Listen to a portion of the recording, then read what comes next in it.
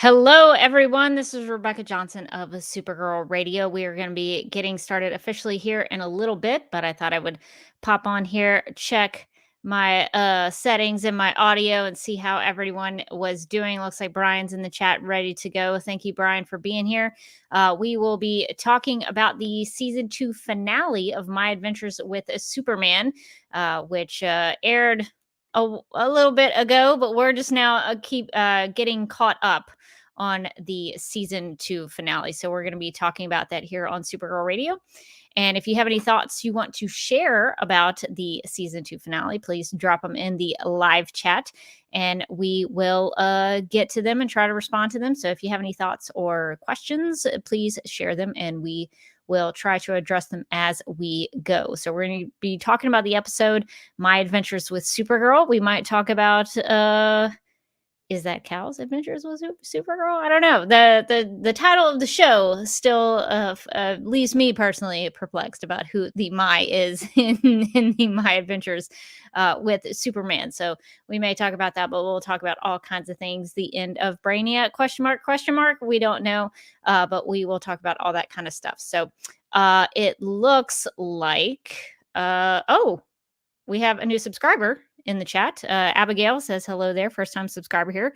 We're glad you joined us. Welcome to the DCTV Podcast YouTube channel, where we live stream every Tuesday night at 9 p.m. Eastern, something related to Supergirl. So we're finishing up My Adventures with Superman Season 2, but we will be getting to some other Supergirl things. So if you're interested in Supergirl and DC Comics and DC TV or movies, whatever we're talking about, comic books, there's always some good stuff here on DCTV Podcast. So thank you for subscribing, and we hope you will participate.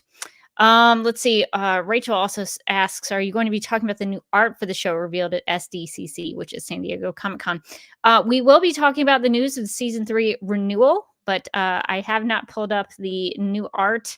That seems a little spoilery, so we'll hold that off until maybe Season 3 rolls around, just because I personally don't want to be spoiled. So we won't be talking about that, but we will be talking about the Season 2 finale. It looks like Morgan is here. Morgan, how are you? I'm good. I was getting the doc up. I was like, oh, God, the doc. So I did say, I sent it to you, right? Yeah, You did. I never remember doing that. Okay. All right, good. So we've got our rundown of things that we're going to be talking about, and I think we should officially get started. Is that cool with you? Yeah. All right, let's get started, and we'll be talking about My Adventures with Superman, Season 2, Episode 10, the finale, My Adventures with Supergirl.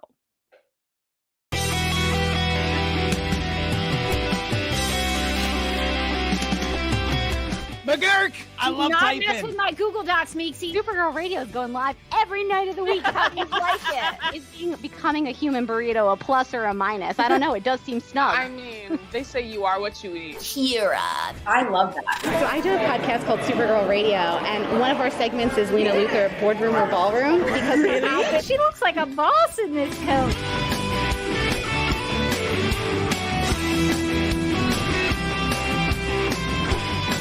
Nasty Luthor like a different Luthor? It's not just Lena being mean? No. Helen Slater here. It's so fun to know that you're hosting a podcast called Supergirl Radio.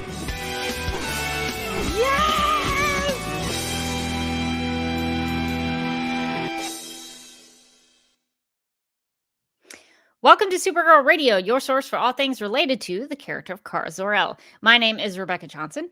I'm Morgan Glennon.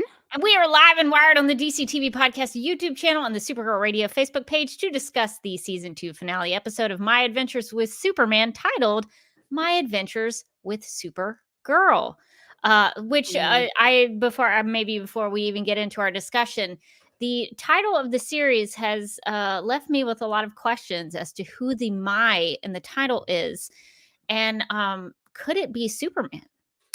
Could it be Clark himself who is saying, these are my adventures with the Superman that I have created? Layers to that. Yes. Superman is a persona. It's not quite me. And these are my adventures with him. With that persona. Me. New Rachel in the chat says, I think we can call this Our Adventures with our Our Adventures with Supergirl. I like our. Like, we're all in this. So there's a continual question that I have. I guess it goes episode by episode who the my in the title is. I think that's kind of clever. I sort of enjoy guessing who the my is. Yeah. Yeah, so that's really fun. Also in the chat, Brian says, Morgan, Bunsen. So has Bunsen, before we check, has Bunsen already made an appearance and I missed it? No, I believe Bunsen is napping right now. Oh, okay. So he's waiting for his time to I come put a sweatshirt on the couch briefly, thinking I would put it back away. And he has burrowed inside of it. So he's busy at the moment, but maybe he'll drop by later to give some perspective on the episode. Okay. Oh, it looks did we summon him? Beaker's here. Beaker. Wow, we haven't seen Beaker in a while. He said, please, no publicity, no press. He's not taking questions at this time. He's a deeply private cat for now. Okay, I saw that in the live chat, and I just wanted to check that we have not missed a Bunsen appearance. Beaker's like, I used to crave the limelight too. Beaker has moved past us. He has. Beaker has transcended from the need to visit. Well, before we get into, now that we've kind of had our lab cat recap, before we get into our discussion of the episode, the season 2, episode 10, episode of My Adventures with Superman, we need to get to the news.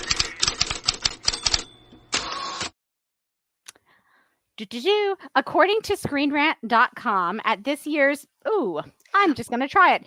Annecy? Maybe? Annecy? Or is it like an Italian, like Ananci, maybe? Ananci? Let's just go with one of those pronunciations. International Animation Film Festival. It was announced that My Adventures with Superman Season 3 is officially moving forward on Adult Swim. No premiere date or release window for Season 3 has been given yet. They have some time. I think got a little bit of time, but look, I'm going to want it soon, probably. Yeah. Yeah, soon-ish. Soon-ish. Take a break, take a little vacation, and then give me my Season 3. Yeah, so this is exciting news. We here at Supergirl Radio, we've enjoyed My Adventures with Superman so far. So I'm glad that they're going to get to tell some more stories. So that's very exciting news. So we'll be looking out for season 3 news and what is going on with the show as it moves forward. But right now we don't have a premiere date, but just know a season 3 is coming. This is not the end of the show. I think it's not spoilery because we're, weeks behind. To say that one could assume that Supergirl is going to play quite a part in season 3 as well. So we'll talk about the season 2 finale, but it looks like she is now part of the regular cast. She's having ramen on the roof with everybody. That feels pretty permanent. She's moving with the kids. That's a big step. Yeah. So it seems like at the moment that Supergirl will be returning in season 3 of My Adventures with Superman. So all exciting stuff. We'll continue to cover it because we have enjoyed the show and we would like to see where it goes. Well, on that note, let's get right into the discussion of the season 2, episode 10 finale titled My Adventures with Supergirl. And the max description for this episode reads, quote, Superman, Kara, Lois, and Jimmy team up to fight Brainiac, but will Superman have to choose between saving Earth and saving the people he loves? Really, I'm interjecting here. The thing that Brainiac put forth to Superman was save Earth or save your cousin.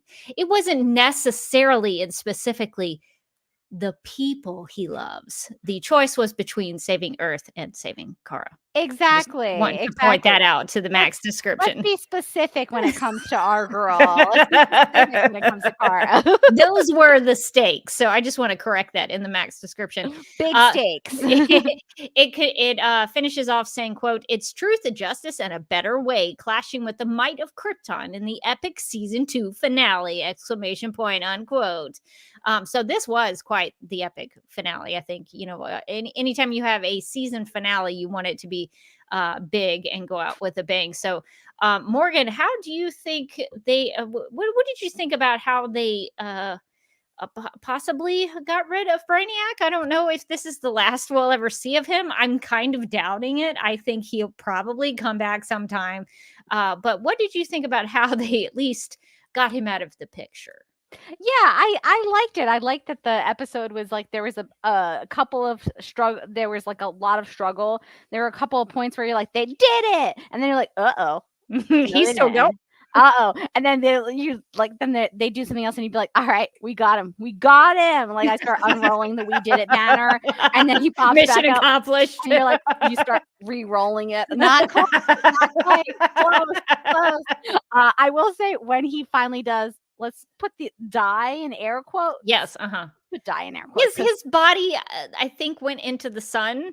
He's gonna be back though. You know, And he's a robot. So well, I'm gonna put this question to you because I was kind of unclear, but I think I understood this. So Kara says that the only way to defeat him is to like take his mainframe or destroy his mainframe. Is that what she was holding at the end? I His think mainframe? so. Is that what that was? I think Okay. it was his mainframe. I thought it was like either his mainframe or his like main computer bits. Technical term. Whatever that means. Yes, exactly. The sort of the big computer part, if you will. I was like, yes, technical term, the computer thing. But like when he finally does air quotes die, my Emerson gave the funniest little like last scream that I've ever heard. Because usually when like the villain dies, they're like, whoa, and he went, ah. And I was like, well done, Michael Emerson. Well done. He's like, and I'm out. He was pretty good in this episode, I will say. There was a moment where he talks about how he wiped out Krypton. And we can dive into that in a bigger way. But he talked about the people crying, and he really dug into how detestable he thought Kryptonians were, and I thought he was very good. But I guess coming back around to the possible Brainiac recurrence, his mainframe, whatever that is, his computer bits, Computer bits, yeah. I think it's floating in space. So I don't know if that could be recovered. It wasn't destroyed. It was just kind of the light had gone out, the power had gone out, and so I think it was floating in space. So I don't know if that can be recovered and then also done something new with. I think his body bits are gone. Yeah. No, the mainframe I think is in. I feel like if he can like manage to turn his computery bits back on, he could make himself a new body. So I'm not counting him out. I don't think that her plan of like using his computery bits as sort of like decoration in her new bedroom is like a wise plan. Wait, did she keep it? Was it in her bedroom? I just remember it floating in space. Okay, all right. She was holding it in her bedroom, and then she woke up. Like when she woke up from her like being asleep for a little while, she like looks over and it's like on her nightstand. I feel like, listen, I'm just saying, like having seen villains in the past, you're gonna want to like chop that thing into bits and then like bury set it on fire and set them all on fire and then bury them in different locations. Figure that out, Michael Emerson. No, why didn't they throw the computer bits into the sun? I know, exactly. It feels like if you threw the computer bits into the sun or the mainframe, whichever makes more sense. I kind of like saying the computer bits. Then maybe you would have fully defeated him. Yeah. So I don't know.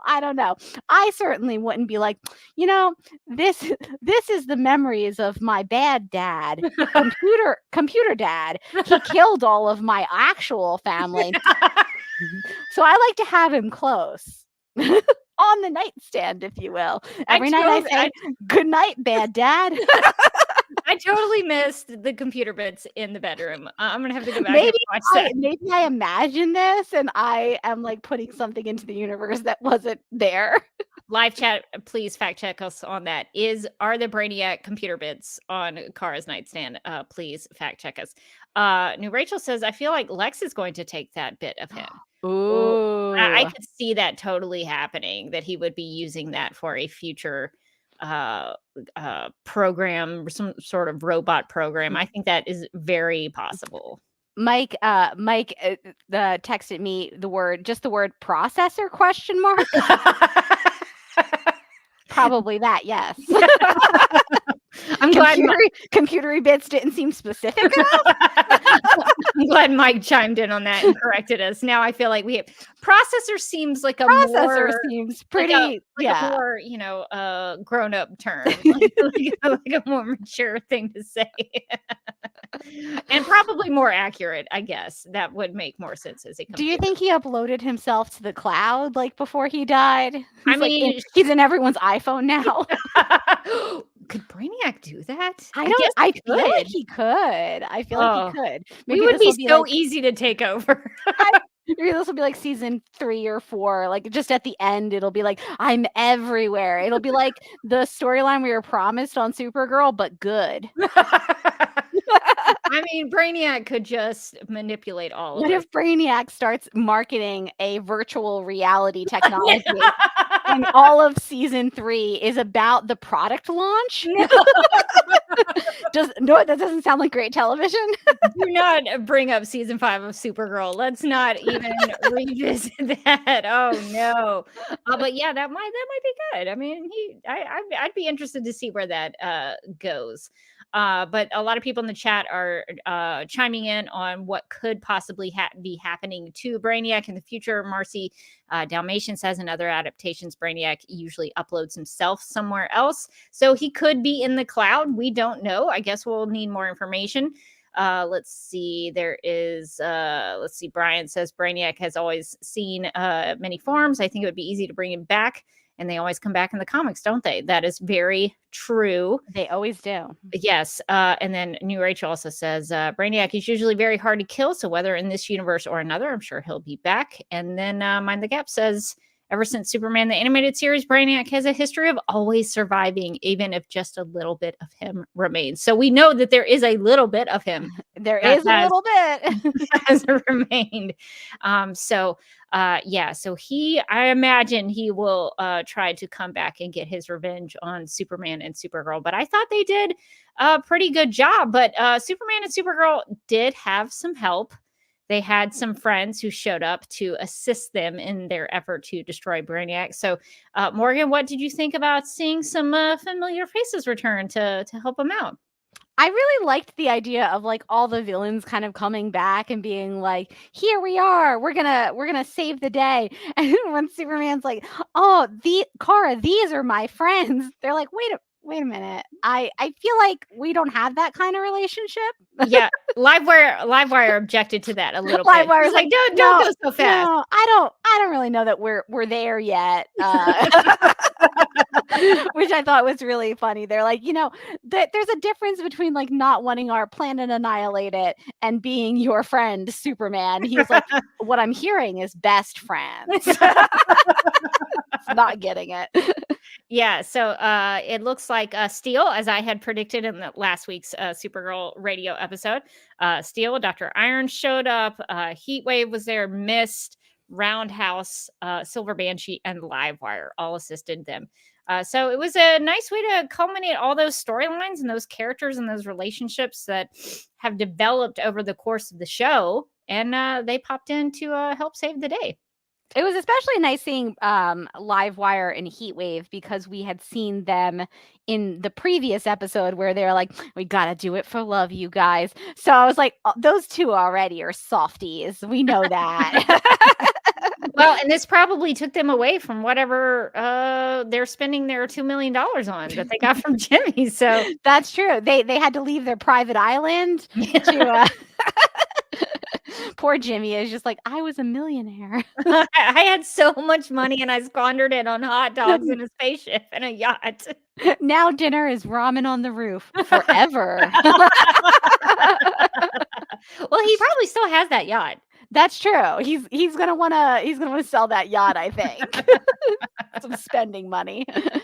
Yeah, so their friends are able to help them a little bit, just get past the kryptonite that Brainiac had used with the Metallos. So they're able to get Superman and Supergirl up there into fighting Brainiac. So we do have possibly the end of Brainiac, although he put up a really good fight. He said some really intense things. He called Earth a world in rebellion. He called himself the last true Kryptonian, which was interesting to me because he seemed to have a real disdain for Krypton.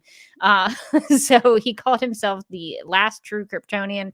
And he did make the claim that 22 years ago, he wiped out all of Krypton. So what did you think about that? That was quite the twist. I really liked it, actually, especially as we've learned a little bit more about Krypton and like sort of as we learned more about Krypton, we were like, oh no, were they not that good? Were they not nice people? Turns out no. But then they were gonna try. They were gonna they were like, you know what? This war isn't working out for us. We're gonna try peace. And Brainiac was like, no, you're not. He's like, peace?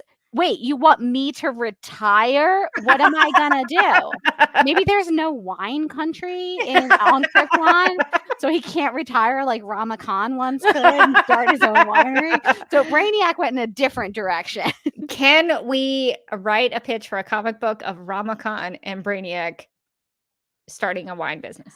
I like it because it's like, it's going to be like the movie Sideways where those two guys go to wine country, only it's Rama Khan and Brainiac is like, we must destroy the wine country. We must dominate the wine country.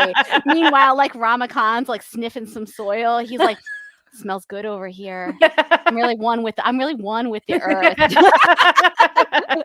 Brainiac is like, we have to spend more on marketing. Our projections are down, and Ramakan's just like, just swill the wine a little bit, let it breathe. It's like the Odd Couple where like Brainiac is trying really hard to make this business work, and Ramakan is not. He is just living life. He is just enjoying it. He is just loving his little glasses of wine. He's like he goes out and communes with the grapes. It's like you got to do some actual business, Rama. I like this. I think we should workshop it. And Brainiac has like charts everywhere that's showing that the profits are going down. We're in some actual real difficulty. I think this would be a great show. Everyone's going to tune in for this. We should really pitch this to the Cartoon Network. They're gonna want to do sequels of my or spin-offs of My Adventures with Superman. So why not? We have just as much chance as anybody else. I feel like we can make something happen. We've got some great ideas here. We're just gonna keep workshopping them. Yeah, but I feel like Brainiac, if he was able to sort of imagine a future where you ran a winery, maybe he wouldn't have had to destroy all of Krypton. Like if he could think of like a fun retirement hobby, like maybe he could take up painting or crochet. Just because you are built for war doesn't mean you don't have other options. Like, exactly. You could do other things. Brainiac, have you thought about starting a book club? Well, in terms of Michael Emerson, that's a connection to him. Maybe he got thrown out of the book club. Oh, yeah, that's true. That could have been it. Maybe that was the inciting incident. He was like, and I tried your book club.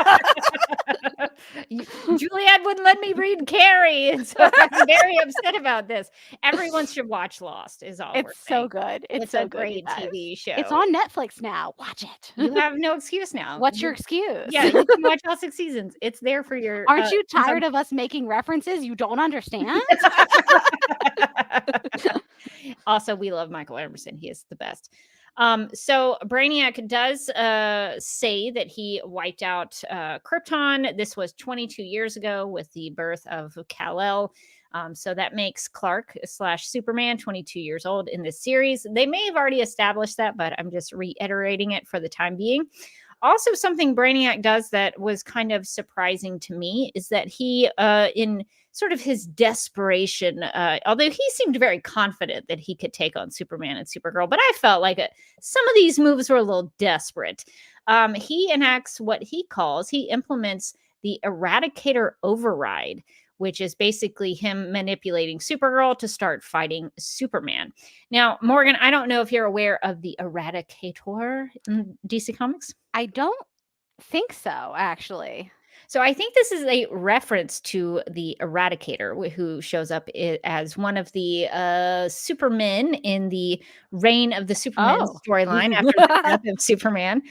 So I took this as a nod or an Easter egg to the Eradicator in those comics. I find myself with a couple of questions. So Yes, yes. I just Googled Eradicator DC Comics. Okay, do you And want to present it on StreamYard so Sure, that the yes, audience can see it if because they are not I am familiar? looking at some photos. Okay, yes. I'm looking at some photos. I guess my question is the Eradicator just Superman with a pair of sick sunglasses? Sort of. He's more of a violent Superman, but he is known for his sweet, like, yellow visors. Yeah, he's got That some is his sunnies here. Yeah, that's his main I mean, look. he looks like he's kind of like picking on the other characters, but he got those Ray-Bans on, so He has a really cool look. Pretty violent version of Superman. So in the death of Superman, after the death of Superman in DC Comics, there are other Supermen who take his place. And so they all claim that they are the Superman reborn. So you have Steel, you have Superboy, you have Cyborg Superman, which we are familiar with here on Supergirl Radio to a degree. The one we saw on Supergirl was not quite to the expectation I think we all had of Cyborg Superman, but the Eradicator is one of those Supermen who sort of proclaims himself to be Superman in the real Superman's absence. Abigail in the chat said, check out Death of Superman and Reign of the Supermen movies, both adaptations of the same name. Yeah, so the Eradicator has shown up in some animated features. So if you are interested in that, you can check it out. I think the reason that it's used the Eradicator override that Brainiac calls it, I think it's because Carl was a lot more violent here, and a lot of things came from her eyes. You know, she had all the vision that was kind of coming out. She had the red eyes. So I feel like, I don't have confirmation of it, but I feel in my heart that this is an Eradicator reference here. So that was pretty fun for me. I did not expect that, but I think that is a reference to the Eradicator from DC Comics. So what did you think, I guess, since we've talked about this, what did you think about Brainiac sort of manipulating Kara kind of one last time to try to make her comply, make her do what he wanted her to do? Yeah, I really liked that story beat. I thought it was like very dramatic. Was on the edge of my seat. I was honestly a little worried about her. It's not like we haven't seen her die in other media. Yeah. Some recently, some many times. So I'm a little bitter and jaded. And so I kind of almost forgot about the Flash movie until you mentioned it. She died at least 11 times on screen, but it could have been more. I tried to count. An infinite universe of infinite Supergirl deaths. So not offensive to us at all. So I got nervous. I was like, "Oh my God, do not tell me that this show is going to make my list by killing Supergirl." So I started getting nervous at that point when he took her over. I was like, so I like that they made the stakes pretty high, and it did kind of seem like if they had wanted to kind of clear the deck of the Supergirl character going into season 3, I do feel like they could have done that in this episode pretty easily. And it would have been very sad, and I would have been very angry. But maybe other people would have been like, "Oh man, what a great story." And I would have been like, they're writing angry letters. That's not nice. So I like that the stakes were raised. I liked that we've already established that he can kind of take her over and sort of use her to eradicate even whole societies. So we know that she's very powerful, and she's obviously a good opponent to Superman because they have the same powers. So I thought she was like a real threat at this point in the episode. And I thought that having her in there fighting him was very dramatic, and I was like, yeah, I guess if you're gonna bring another Kryptonian in, we've got to fight, we got to get that fight in. And I like ultimately how he kind of brought her back through the power of love and friendship and family. He was like, "I'm just gonna give you a big old hug." Not just Clark though, but then Jimmy and Lois got in on the big old hug, it was like a big group hug. who can turn down a big group hug? You're like, this is awkward now. I should stop trying to kill you. So I liked how they brought her back. I really liked the character beats in that, especially seeing Lois in on the group hug. I think was very affecting because earlier in the season, Lois was like, "Don't find that cousin of yours. She's probably a killer," and then turned out to be like a little right. She was sort of right. Yeah. Sort of right. Yeah. But she turned around on Kara very quickly, and she was just like, we know you're a good person. And so I like that that's how they brought her back from that sort of override from Brainiac. Brainiac was really no match for the power of the Super Friends. The Super Friends super hug. They were all very encouraging to her. And I think what's interesting to me is that they encourage her while Brainiac is demeaning her and taking her, down verbally. He says, "You are weak, you are useless, you are a failure, and your only worth is in obedience. Without me, you are alone." So there's this nice contrast of Brainiac really pushing her down and condemning her and saying all these negative things to her, and then they are the ones who are trying to lift her up. And I thought that was nice. It was a little cheesy, but it was a little on the cheesy side. But I thought it had a lot of heart to it, and it really contrasted Brainiac and her father, because she considered him her father, and this was what her father was saying to her, versus her family. Of her, biological cousin and these friends that she's met on Earth. So I thought that was really nice. It was a nice way to get her out of that. And she does come through. And one thing that I wanted to ask you about, because I wondered if this played into what we saw in the Black Mercy. So the encouraging words and the group hug give Kara and Superman the strength to push Brainiac and his ship through what I thought was maybe a portal of some kind. But what I thought was the portal, it breaks like glass. It like shatters. Yeah.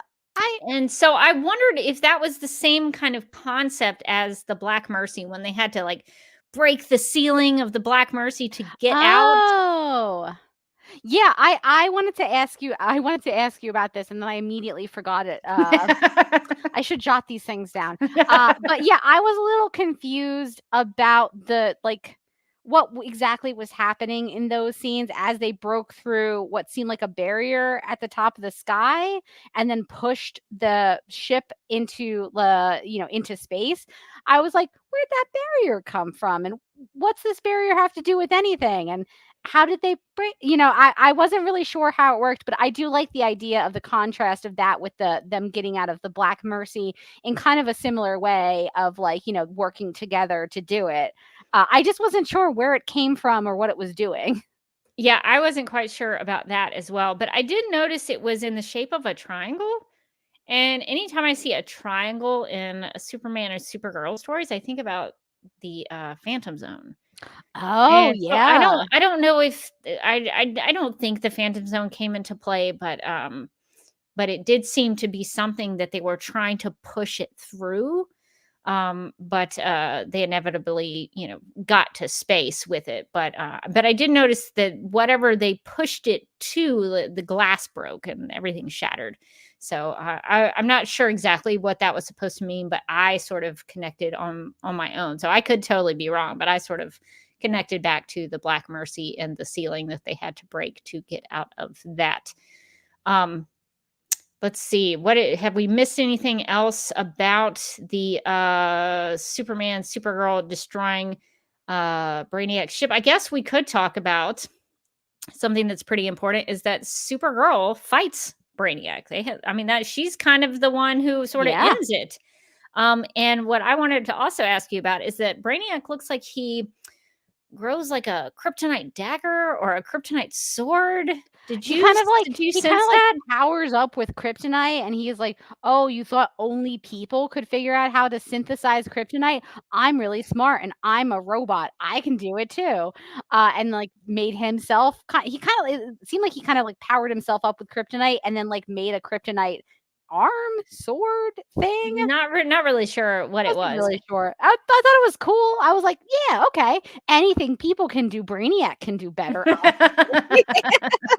It almost looked like a Green Lantern construct a little bit, that it sort of like appeared out of nothing and became this dagger that he tried to fight her with, which I guess was smart because she is affected by kryptonite, so that probably would work.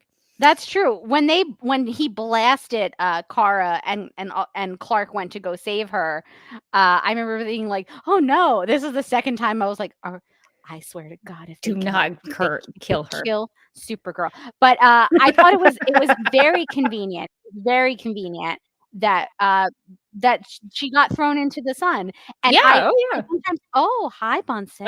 Bunsen has made a his Bunsen appearance. Oh Yeah. my goodness, look at him. He was Bunsen? also probably pretty worried about He Supergirl. was pretty worried about Supergirl. He was watching the whole time, big eyes, wasn't quite sure what was going to happen.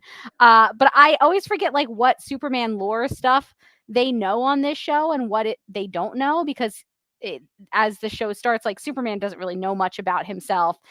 His Jor-El spoke Kryptonian and he didn't for a long time. So And do we know if that Jor-El was always the Brainiac Jor-El? That's a good question. I don't know. I don't think he was. I think the Jor-El that appeared to him was like the I want to say Phantom Zone, but that's not right. The Fortress. Yeah, the Fortress Jor-El. But he just, I guess, didn't program it to adapt to local languages. It took a little while. Yeah, it took a little bit. But so Clark doesn't really know a lot about his powers, and so I was like, when they got shot into the sun, sweet. That's gonna be great, but they didn't know that. didn't know. Yeah, I like watching them kind of discover, like, we're getting real powerful. And I was like, well, if you had to be shot into a planet, the sun is probably the best one if you're a Supergirl or Superman. Yeah, it is kind of fun to see them discover this at the same time and in real time, because I don't know if Clark has ever. He asked himself a lot of questions about who am I in season 1, but he never seemed to really do a lot of investigation on why am I superpowered? How can I do why Superman? But they are super charged after their time in the sun. And Morgan, I wanted to get your take on, I don't know if we should do a boardroom or ballroom, but Supergirl has a magical girl transformation, it seems like, into her Supergirl suit. Do we have a lap that situation? It worked itself out. They both got mad because they both wanted to be sitting on the same chair. That's the problem. So there was a fight. There was a great battle, and there was quite a lot of noise. Did someone win? It seems like they both lost because now they're fighting on the couch. Oh, okay, that makes sense. Yeah. Oh boy. Oh, I hear that. Beaker sounds like he's dying. I do want to put forth that Beaker does this a lot, even when he himself is the aggressor. Sometimes I'll just find him slapping Bunsen across the face while screaming like he is the hurt party. He's trying to fool you because like he's trying to play the victim. I call him like, Bunsen, what did you do? Bunsen's like, nothing. Beaker is nefarious. Okay, so should we analyze Supergirl's suit, because we do have an actual Supergirl suit? So I'm going to bring back boardroom or ballroom again for the second week in a row because we haven't done it in a while. So let's do a little boardroom or ballroom and talk about Supergirl suit. And now, Lena Luthor, boardroom or ballroom? Okay, would this in the episode be defined as a magical girl transformation? Ooh, that's a good question. I think it's definitely adjacent. You know what? I'm gonna go because it did the thing where it like fully transformed up their bodies, and it was like, how is this happening? You start to ask yourself questions, and you're like, there's no answer to that. Just go with it. I like that, like, it kind of transformed the suit. It's like a little bit different of a suit. Where would they have gotten that? Don't worry. It's magic. I like that after it happens, the suits are sparkling. That's how you can tell they're new. They're Yes. like, And magical. and magical, in fact. They apparently, after the whole Brainiac situation, they decided that what looks very fierce actually is shoulder pads. They want it to go into the shoulder pad area. Yes. They weren't so far into it before, but now they're like, you know what? Sometimes when you try something on, you're like, actually, this is a great look for me. I feel like that's sort of what happened there, because they're like pointy shoulder pads. Yes, please. Hers is interesting because Clark's is kind of like a typical Superman suit. It's got like a little belt buckle instead of like the, the underwear thing, which is interesting. But The besides trunks, I should Trunks. correct you. Not underwear, just trunks. the trunks. Yes. And it's got obviously the pointy shoulder pads is like a new aspect of it. Yes. But other than that, it's kind of very typical Superman. Well, looking. he also has like a shield on his wrist, on the top of his on hand. on the wrist, and sort of on the little, what I would call like a belt buckle. It's there's like a little shield too. Maybe too many shields. There's Somebody a lot, would argue. There's a lot of shields. There's a lot of shields going on. With Supergirls, I think it's interesting because not only has she leaned into the shoulder pads. She's like, this makes me feel powerful. This makes me feel like Dolly Parton in 9 to 5. I'm Joan Crawford from the 1950s. Crawford. No wire hangers ever. Hers are definitely both more pronounced than Superman. Oh, yes. And more pointy. Yes. Does that mean she's better? Yes. It means she's more powerful. True. But I'm interested in what the sort of the infinity scarf cape situation. Something that was also borrowed from Super Brainiac. Yes, I am. I don't know. I don't know where I land on this one. I bet her neck is very warm. So there's that. In the sun. In the sun. In the sun. Really helpful. All of her is very warm right now, but when she starts doing some saving in the winter months, she's going to be laughing at Clark because he's going to be a little chilly and she's going to be just fine. I don't know how I feel about the circle scarf though, honestly. also the scarf, like, is it? I mean, obviously it's very impractical. Anyway, you look at it. Yeah. But if she was flying, would it choke her? Would it fly backwards and start choking her? That's sort of how mobile is the scarf? How tight do you want to make the scarf? Is it sort of on the outfit and it's never going to change from this exact position? Or say if you were flying really fast, would it just choke you out? Like, I don't know. These are questions that we have that maybe we'll find out in season 3. They're gonna really deep dive into the scarf. I think the scarf's going to be a big part of season 3. One thing I also think we should point out.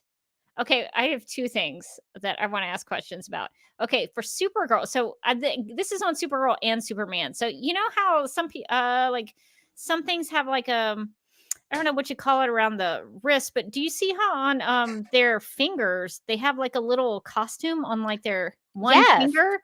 What is that? What is that?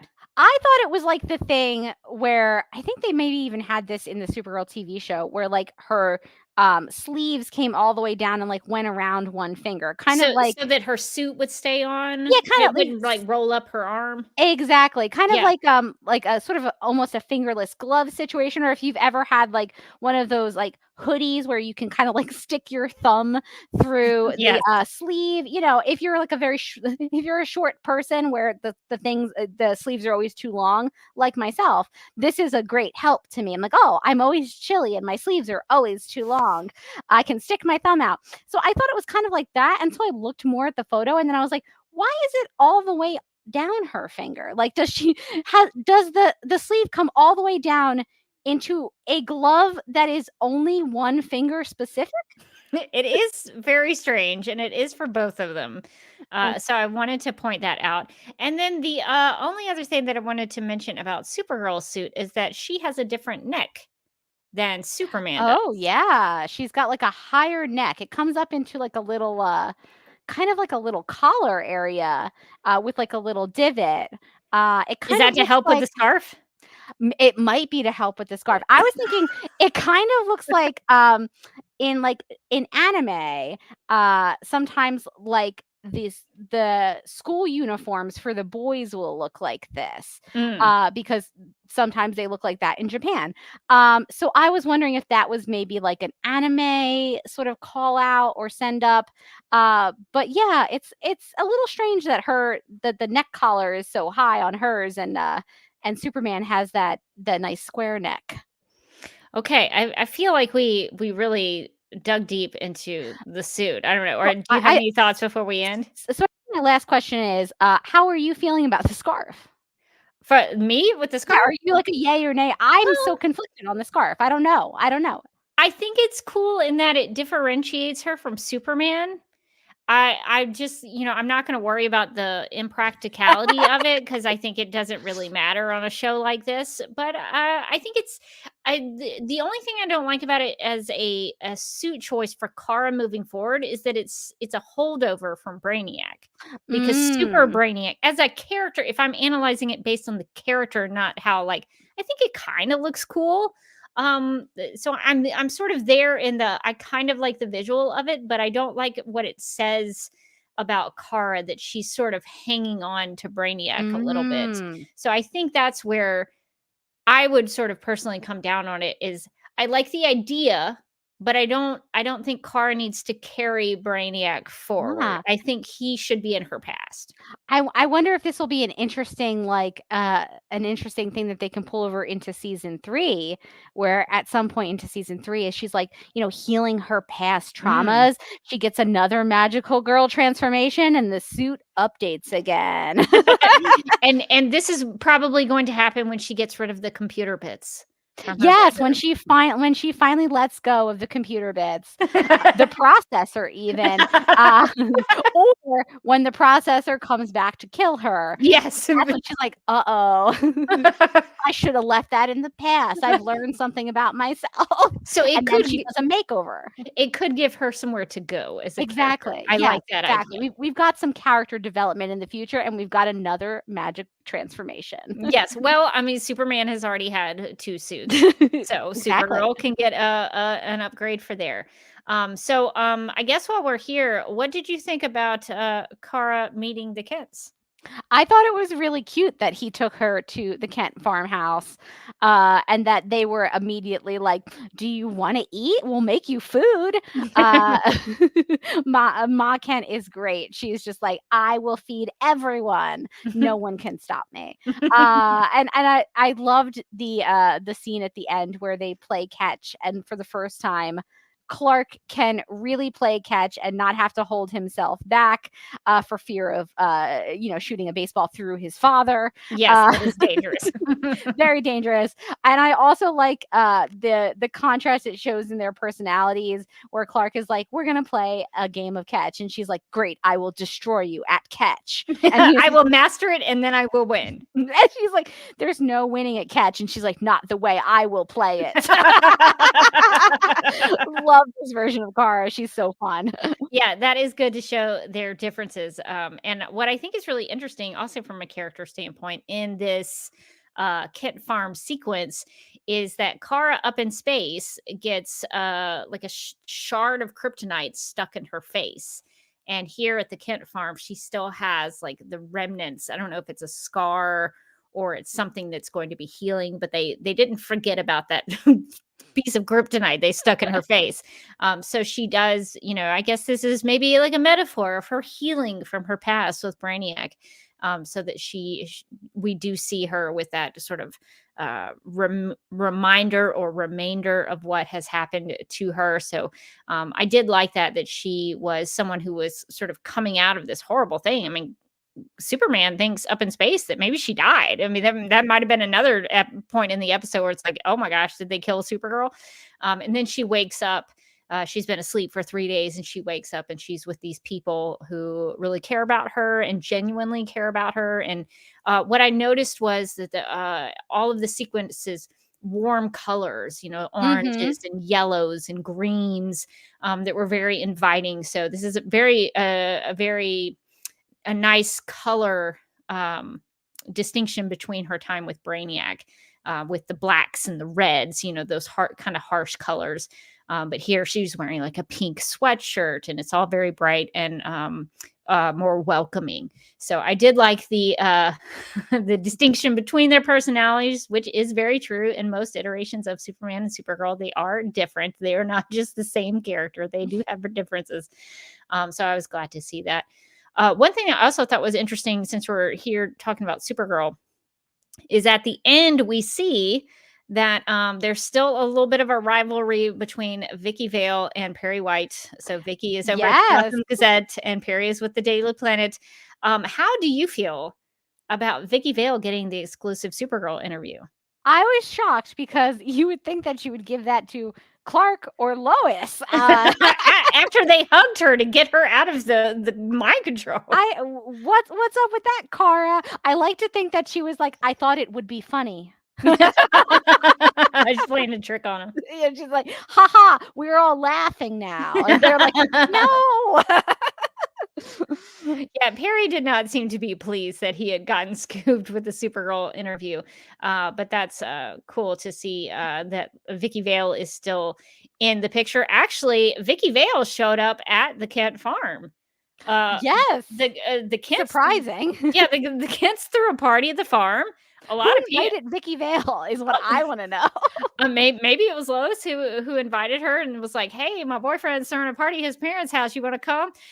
So notable guests at the Kent Farm party: General Lane, Dr. Henry Irons, Perry White, Ronnie Troop from the Daily Planet, Steve Lombard from the Daily Planet, Kat Graham from the Daily Planet, the News Kid Legion, also of the Daily Planet, and then Vicky Vale, who is their competition. Their main competitor is also there. But I mean, Perry and Vicky did team up to stop Amanda Waller and her people from taking Jimmy, Lois, and Kara. So maybe they've made some amends because of the sort of the end of the world scenario they had been put in. And I guess, speaking of Vicky Vale, maybe we should talk about Lois's decision that she mentions at the end of the episode. What did you think about learning that Lois has turned down her offer to go work for Vicky Vale at the Gotham Gazette? I was relieved, obviously, because listen, I just don't want to spend that much time in Gotham. Everyone's such a downer over there. Let's say Metropolis. But I was also like, sometimes, a lot of times shows will do this where they'll like relocate a character for like to add some drama to the end of the season, and then they always need to spend the beginning of the next season explaining to you why the character has to go back to status quo. It's just important that they do, and you're like, you could have just not done it. Yes. And I've watched so much TV, you guys, like so much, and they do this all the time. They're like, they do it a lot, I'm moving far away, and then like 2 episodes later, they're like, I have to move back for these reasons, and you're like, yeah, I know the reasons. The reasons is it's a television show. Like, that's not how narrative works. You just wanted that dramatic season finale, and now you have to rectify it. She's moving away forever. It's like, I don't think it's going to be forever. So I enjoy, and I thought that her explanation for why she didn't take the job was so like character correct Lois Lane, where she's like, I don't want to be, following in Vicky Vale's shadow. I want to be the Lois Lane at the Daily Planet. And I was like, that's right, girl. That's right, you do. Yeah, she says, I don't want to be the second Vicky Vale. I want to be the first Lois Lane. I was like, okay, that's good. Yeah, that's good. I like that. But I kind of secretly wanted to see how that scenario would play out, because Clark was like, I've already done the research. I know where the apartments are. I've already got it figured out. I can go fly over there. It doesn't take me very long. And I kind of wanted to see like how that would work, if they did that. but then it would have been annoying because she would have eventually come back to the Daily Planet. Exactly. So, to your point, don't do it at all. I did think, like, if you're going to have a long distance relationship, having one with Superman would be very convenient because, like, he can really get there in a snap. It's like he's not just saying that, he can actually be there, like, as soon as he wants and then back. So I feel like they actually could have done it and for a little while, but again, I feel like they would have had to revert her because she's Lois Lane. We know she's going to be the star reporter at the Daily Planet. So yeah, I think it would have been fun to have her like learn from Vicky Vale and then be like, it's time for me to like spread my wings and fly on my own back to Metropolis. But I feel like the writers were just like, why don't we just not do that? Why don't we just save ourselves a couple steps? But I do think her interactions with Vicky Vale have been very funny. So I think I would have liked a couple episodes of her and Vicky, maybe her scooping Vicky and Vicky being like, what have I done? Yes, send her back. I don't want her here anymore. Let's be rid of her now. Yeah, so Lois is going to stay in Metropolis. No worries about that. Let's see. What did we not talk about? Morgan, is there anything? Oh, there was a big moment in this episode that I feel like only I can have this conversation with only you. What did you think about General Lane coming in and saving Amanda Waller?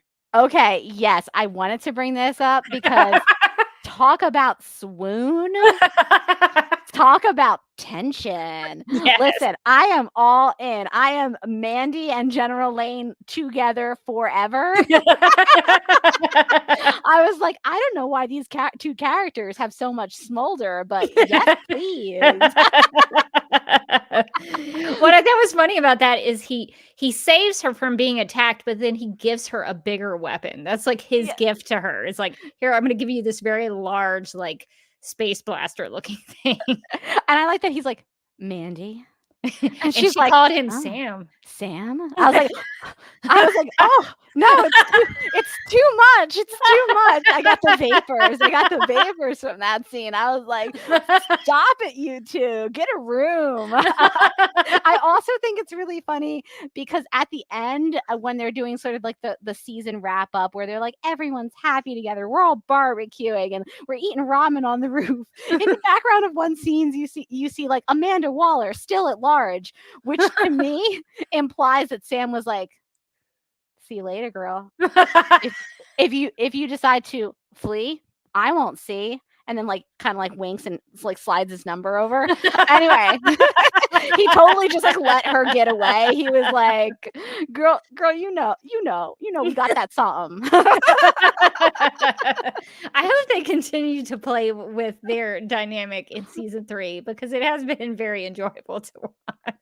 It's been so great. Listen, it has been my favorite romance plot line, I think, in the show because of how unexpected it is.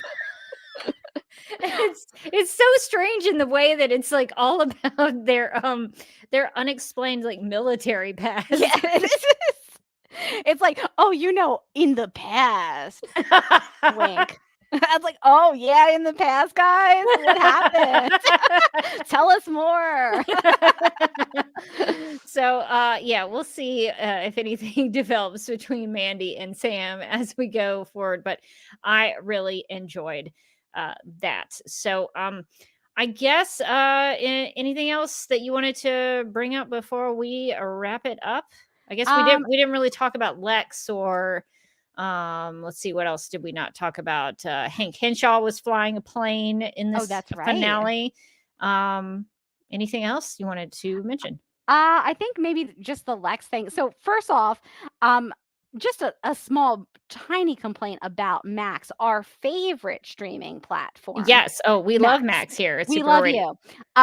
It's very aggressive about wanting you to go to the next thing once the episode is done. Yes. Even if, say, you like the end credits and you'd like to watch them because there's like some fun Easter eggs at the end, it doesn't want you to do that. And it doesn't seem to understand if maybe like, for instance, instead of doing an end credits, they're doing some more story. It aggressively wanted me to watch some other DC thing. And I was like, no, Max, no.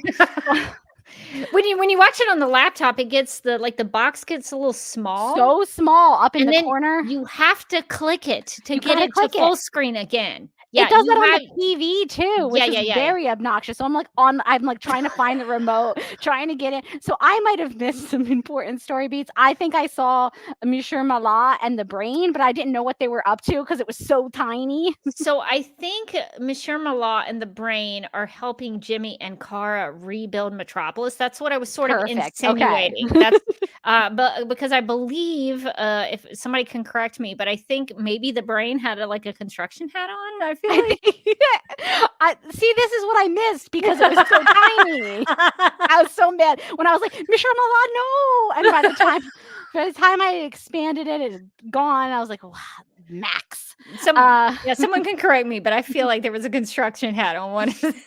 So that's what I interpreted that as meaning, is that they were helping to rebuild after the Brainiac incident. But it does look like Lex has started LexCorp. So interesting. And he's hanging out with Deathstroke. I know. I guess he sort of like stole Deathstroke from under Amanda Waller. She's like got no people now. She's on the run. So Lex was like, "Hey, do you want a job with me?" And I guess Slade was like, "Sure, I would like a job now." I had one, and now I don't. Yeah, so that could be a dangerous combination, Lex and the Deathstroke, which does leave Mandy on her own. It does. Poor Mandy. She's like, I create this whole dream team where we're going to take down all the aliens, and now this guy steals all my people and the buildings? Come on. Lex didn't even really contribute to the protection of Earth. She was His like, stuff didn't work, and he ran away. She's like, are we going to get out there? Are we going to fight those aliens? Or, are you running away right now? I loved that. But I love that moment where she was like, the only choice we have is to fight. And he was like, not the only one. And he like runs away. And you're like, Lex. Yeah, he ditched her. So I don't think that Amanda Waller is going to take that too well moving forward. So we'll have to see what Lex and Deathstroke are up to in season 3. I kind of want to mention that there is a little bit of an Easter egg, I believe, in this episode where Superman mentions a fire at the end in Perez Plaza. I'm interpreting this as a reference to George Perez, who unfortunately died not too long ago, legendary comic book creator. So definitely go look up some George Perez comics if you have never read them. Did a great run on Wonder Woman. I think very famously contributed to Teen Titans. So George Perez, very famous comic book creator. So if you haven't checked him out, definitely do yourself a favor and do that. But I believe that was a reference. That's my assumption, is that is a reference to George Perez. Yeah, I think you're right. And that's really cool. I didn't even notice them saying that, but that's a really cool reference. All right. So what did you think, Morgan, of this as a finale? If you were going to review it as a finale episode, how would you rate My Adventures with Supergirl? I honestly thought this was a really good finale. I think that they've, season 2 has been strong across the board. I really like the way that they introduced Supergirl and developed her character and brought her in. I like the way that she was used in this episode. It had a really nice focus on her, but it never felt like she was overtaking Superman on his own show. Like, it always felt like a pretty good two-hander between the two characters. And I like that even though Lois and Jimmy don't do a ton in this episode, which I think could maybe possibly be the biggest critique of this one, it's really a Superman Supergirl episode. Right. But I think that they do enough that like it kind of justifies them being in the episode. And I do like, the ending where Superman flies Lois and Supergirl flies Jimmy to the fire so that they can report on it while they help out and save people. I just thought that this was a really good finale. I liked the way that they dealt with Brainiac and the tension that they had. And I was on the edge of my seat the whole time. And I think that they did a really good job. And it really left me in a place where I can't wait for season 3 and what characters they're going to bring in and what villains they're going to have. And I think that they really set themselves up nicely with some of the storylines that they've set up now and with, I'm sure, what they're going to bring in the future. But I really like our core 4, what it feels like our core 4 characters now of Kara and Jimmy and Lois and Clark. I think that they've done such a nice job in this season. Yeah, I think with a finale, you want it to really be the culmination of all your stories throughout the season and be leading to somewhere that has a lot of stakes and a lot of emotion to it, and then leaves you with the possibility of the next season. And I think this finale really closed some of that story up, but then also left it open for the future. And I think that's everything that a finale should do. It was very exciting. The pacing was very, I mean, it moved very quickly for me, just because there were a lot of fight sequences. We finally got to see the Supergirl punching shot from the early season. Oh 2 yeah, the trailer. That was one of the first images that we saw of Supergirl, and so they waited till the very end to show us that. But yeah, I think they've done such a good job with the storylines, and especially the connection between Kara and Clark, which is something very near and dear to my heart. That's one of the things that I love about Kara, is her connection with Cal or Clark, and how they are able to come together as a family and be sort of that other member of the family that helps them understand their past and their culture and their family. So I am so excited about the possibilities of season 3. I think they have set up a lot of good storylines and good characters, and they've done such a good job of interweaving all of those things together, and everything felt natural. All the dynamics felt pretty natural. The friends or the enemies coming in to be the cavalry felt very natural. The relationships between the core 4 of characters felt all very natural. And Clark and Kara, I think, have been established well enough in their relationship that everything that they went through in the finale felt like it was just something that happened so naturally. So I think this episode was a great finale, and I'm excited to see what happens in season 3. Well, Morgan, we do have some snap judgments. So would you like to make some snap judgments about the season 2 finale? Of course. In the game of snap judgments, each person is presented with 2 options, but must only choose one. First instincts are recommended and explanations are unnecessary. Okay, so first snap judgment. What cheers you up more, a hug or encouraging words? Yeah, so if you were Kara and you were the eradicator override had taken over you, what do you think you would respond to more? I think for me, probably some encouraging words. Like if you said something really truthful and meaningful to me that were really like boosting me to cheer me up. I think that would cheer me up more than a hug is great. It's great, but I think if something came from the heart, I think it would probably mean more to me. Yeah, I'd agree. I think something from the heart, something like really encouraging, where you're like, "Oh, thank you. That's so nice." As good as a hug is, and especially a group hug, they're so rare. I feel like I would be more touched, like deeply touched, by some encouraging words. And I think if somebody wanted to like really boost my ego, like, yeah, Rebecca, you are the best. You are the greatest person. Be like, yeah, I am. Yeah, I am. That's right. I can do it. Take that, Brainiac. Okay, who do you think throws harder during a game of catch, Clark or Kara? I think Kara probably. And the reason that I think Kara is because I think Clark would hold back a little bit with her. Yes. But I think Kara would be more competitive. I think Kara is both more competitive, and also Clark sort of has the baggage of having grown up on Earth, having to learning to hold back while he's playing sports or, doing a good catch. So I think it's probably instinct for him to hold back even a little bit, even if he knows he can't hurt Kara. Whereas Kara is like, I must dominate catch. He's not going to hold back, not even a little bit. So I think it's going to be Kara on that one. Okay. Did Cat Grant want to go to the Kent farm for lunch, or was she required to by Perry White? She was definitely present. She was putting her makeup on, so she was there. I feel like it was like a mandatory Daily Planet staff outing. That's kind of where I'm going down on that. She didn't have any other choice. I feel like he probably was like, Kat, do you want to go to a picnic? And she was like, fantastic. I have a gingham dress already. And he was like, it's on a farm. And she's like, I am out.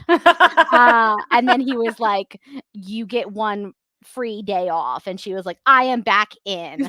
I feel like there was some sort of like something was dangled in front of her face to get her to show up to that thing.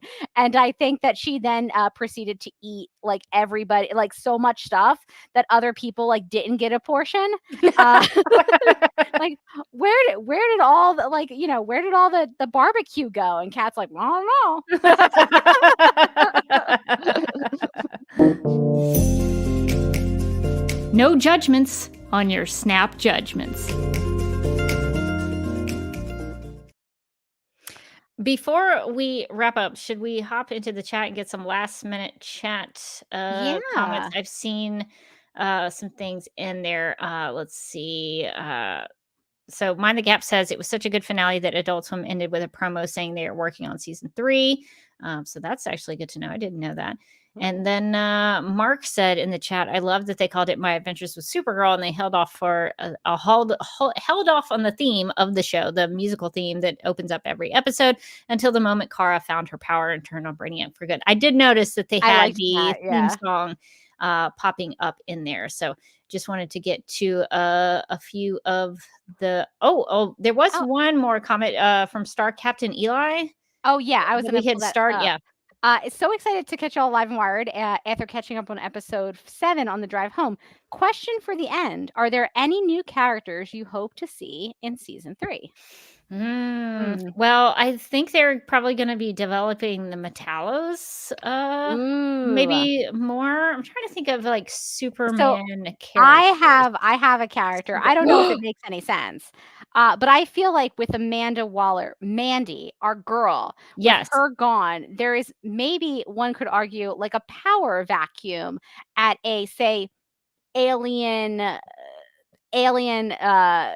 organization, like an extraterrestrial, maybe like a DEO, like an extra normal operation. Like an extra normal operation. Like, so maybe now is the time. I'm not saying it's definitely the time, but like with a power vacuum, maybe Mr. Bones becomes Director Bones. Oh, yes. If anybody was going to give it to us, it would be the show. I feel like this show would give it to, and I love, like, listen, you can't, you don't have to say like, oh, we don't have the budget for it. It's animation. Give me that skeleton man.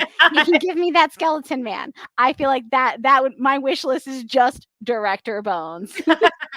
I was thinking about Superman characters, but then I started thinking about Supergirl characters. So I think if you have Kara on the show, she should have, I think, some kind of foil. And I think someone, just like they were sort of questioning Superman's identity, someone should be wondering about Supergirl and Supergirl's identity. And the person who does that in the comic books is Nasty Loser. Oh yes.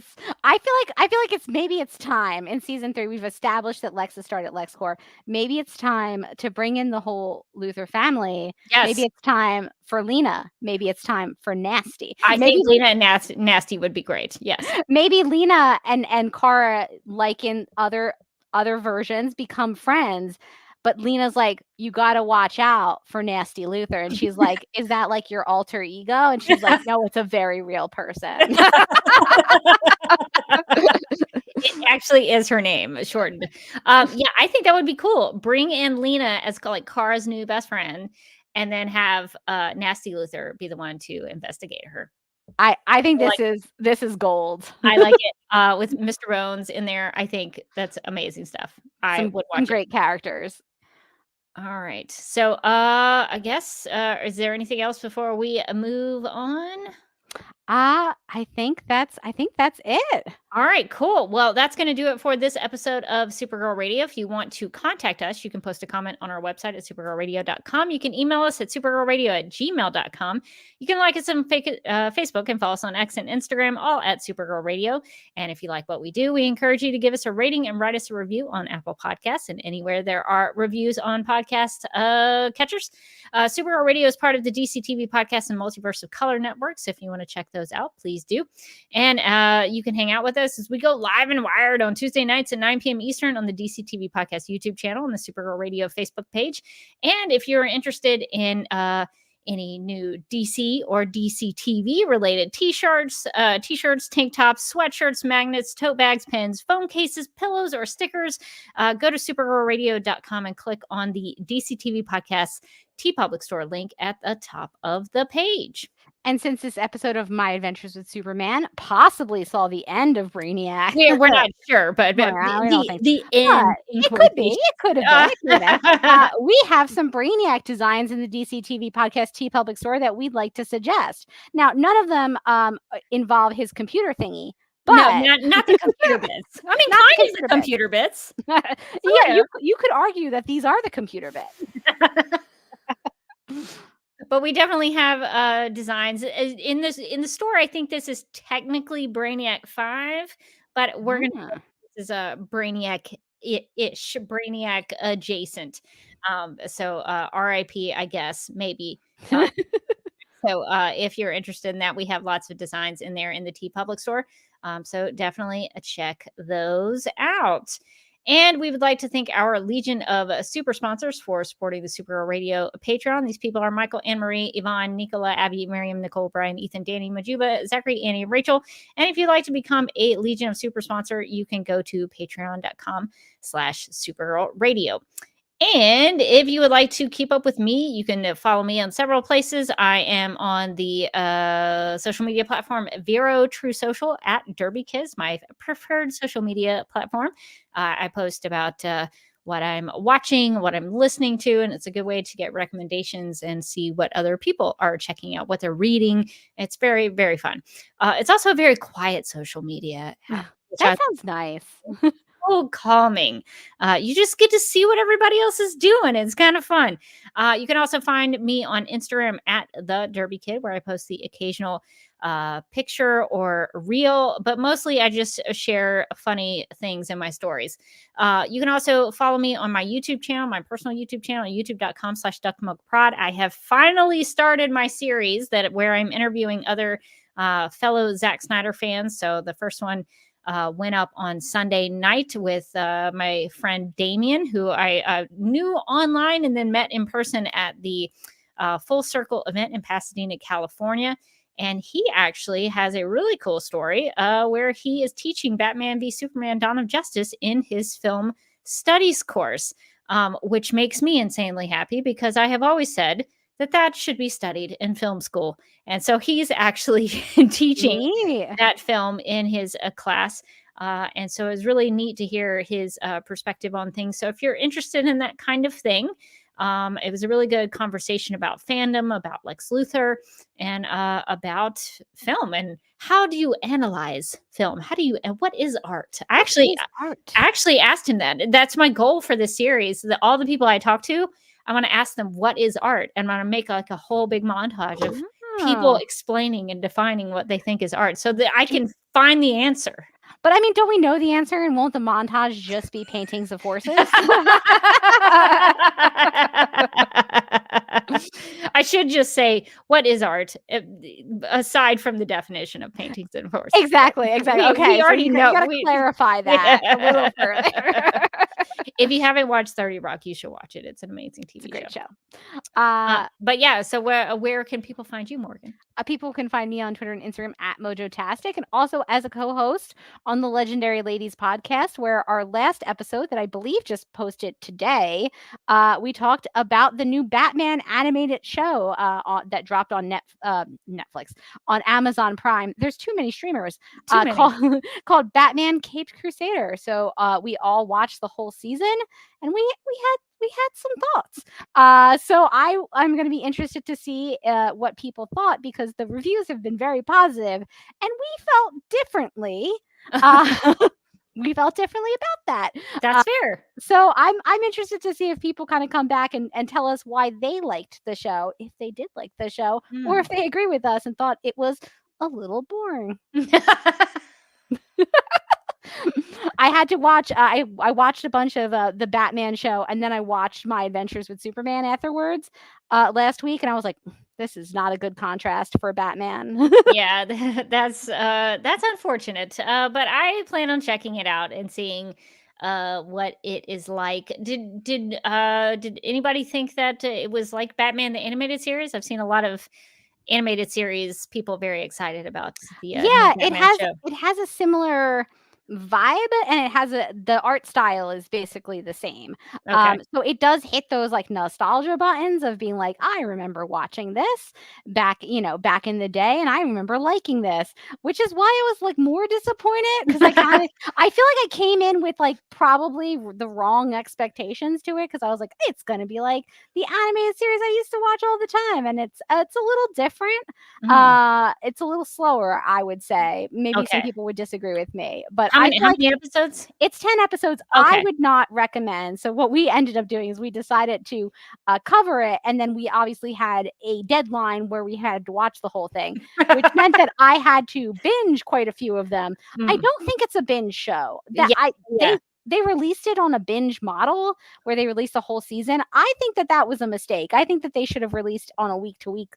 So you can savor it. So you can sort of spread it out. Yeah. Let's go with savor it.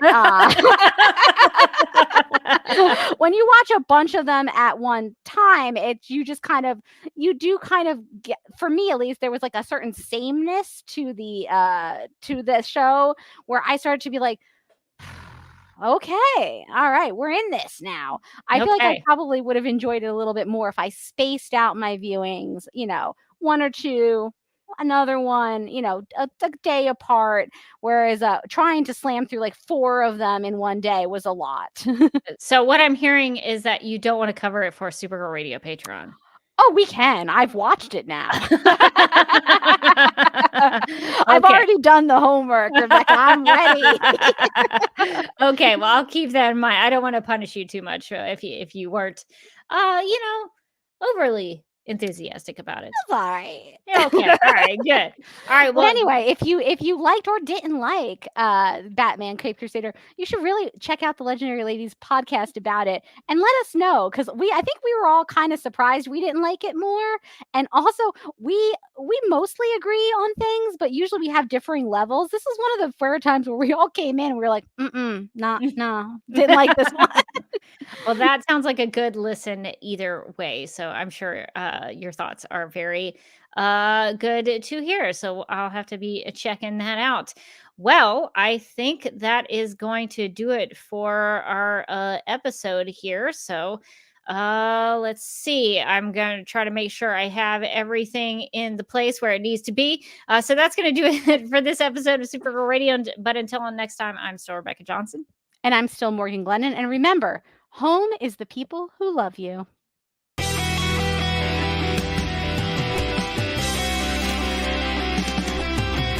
McGurk! I love typing. Not mess with my Google Docs, Meeksy. Supergirl Radio is going live every night of the week. How do you like it? Is becoming a human burrito a plus or a minus? I don't know. It does seem snug. I mean, they say you are what you eat. Kira. I love that. So I do a podcast called Supergirl Radio, and one of our segments is 𝙈𝙮 𝘼𝙙 Boardroom or Ballroom, because She looks like a boss in this coat.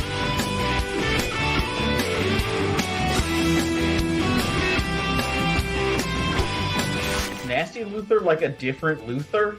It's not just Lena being mean? No. Helen Slater here. So fun to know that you're hosting a podcast called Supergirl Radio. Yeah!